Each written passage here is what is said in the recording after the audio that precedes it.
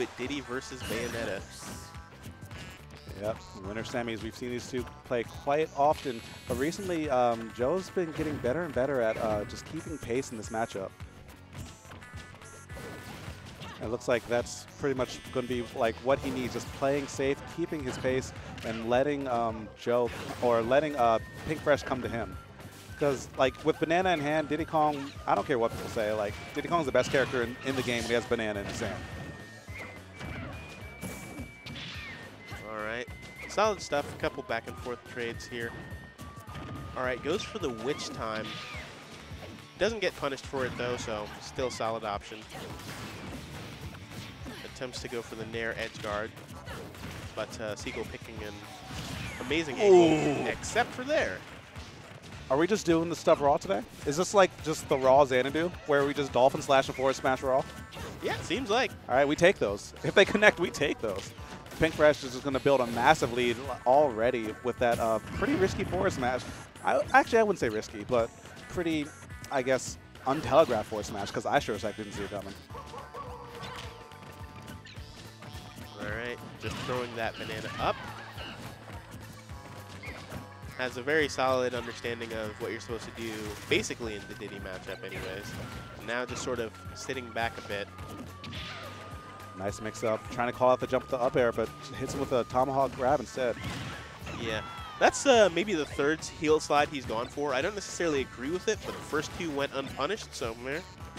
I mean, I feel like that's kind of the next page in the Bayonetta, because if we see Mistake do that a lot. Like, this man is heel sliding all over the stage, and he's doing it at a space and range and mixing up between the kick and not kicking to a way that he doesn't really get punished as much as it might be expected that he would. So Pink Fresh possibly taking a page out of his book. Yeah. All right. Seagull having the knowledge to go and hit him from right underneath when he starts that witch twist. Bayonetta being extremely vulnerable from below. I would say extremely, but like if you finesse a bit, you can make it happen. Yeah, if you have like, ooh, misses. Ah. Oh no, this could be a stock with the down smash? No, he misinputs and gets a dash attack instead and eats a monkey flip for his trouble. All right, well, he's still solidly, reasonably ahead. I mean, yeah, but with Diddy Kong, these leads only count for so much. After that first stock goes away, if he hits you with like a banana or like a down tilt at early percents, I swear it's like a vortex until you're at a solid 50 or 60.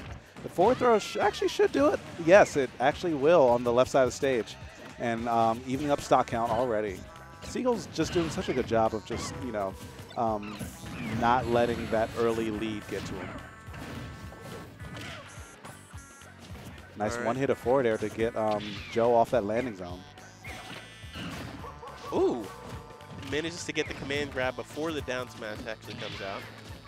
Yeah, but Pink Fresh is just sticking to him. This man hasn't been able to really pull out a banana in the last 30 seconds or so just because the pressure's been there. Joe finally lands a hit and gets to set up the stage a little bit for him, so let's see what he can make happen. Doesn't look like much because Pink Fresh is just actually rushing Joe down. Something you don't really see in this matchup too often. All right, that was nice. Good banana to bear. One hit of fair into forward smash, but Joe hitting the tech. You've seen that setups just one too many times for that to work. So one of the things is, typically once Bayonetta has passed that % for her combo starter, ooh, there it is. He manages to clutch it with the back air. But yeah, typically after Bayonetta passes that point where she can actually convert into death from a combo, she actually struggles to kill quite a bit. The thing is, Bayonetta is like Salem, who know how to use back air super, super well, get around it, and manage to kill significantly earlier. But otherwise, you end up in a situation like this where it's like, okay, the opponent's at 160, and it's like, all right, well. But Marth syndrome. Yeah. Marth syndrome. Yeah, like Marth has a similar problem over in Melee, but Bayonetta, like, she still has some confirms at like super high %, but they're just like so awkwardly nuanced a lot of times. Like the aerial side B has a like almost fixed knockback. Actually, that's not like quite fixed anymore, but like odd knockback angle near the end of the animation so that some stuff can work a little bit later.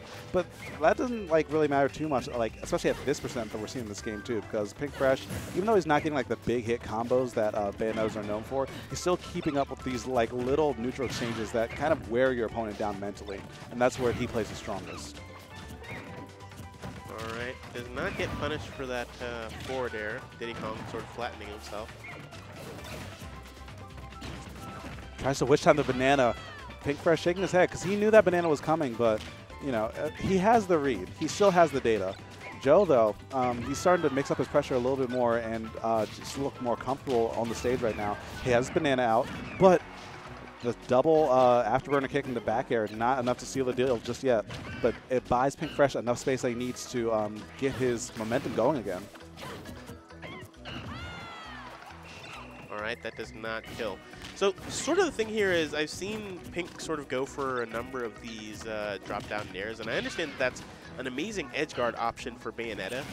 But oh, that was fresh. Okay. That's a better one. Yeah, that was nice.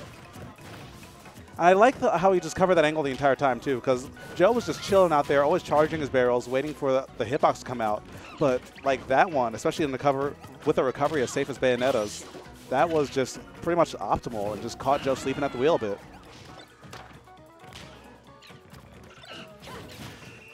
All right.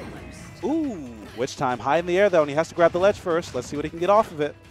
Only gets one up air for his trouble. I guess the DI was there from Joe because I saw Pink nodding a little bit there, so I guess he did some right there. And that back air tagging through the nair is going to see out that stock. Only 47% on Joe, too. It's almost reminiscent of the last game, as a matter of fact. I'm pretty sure the percents were fairly similar. Yep. And the time similar, too. There's almost like a rerun. But Joe's definitely hoping that it is not a rerun. But at the same time, Pink is sort of building this lead a little further and further out of his grasp. And thus far, Joe hasn't shown to be able to vortex Pink in the way that Diddy Kong is sort of known to.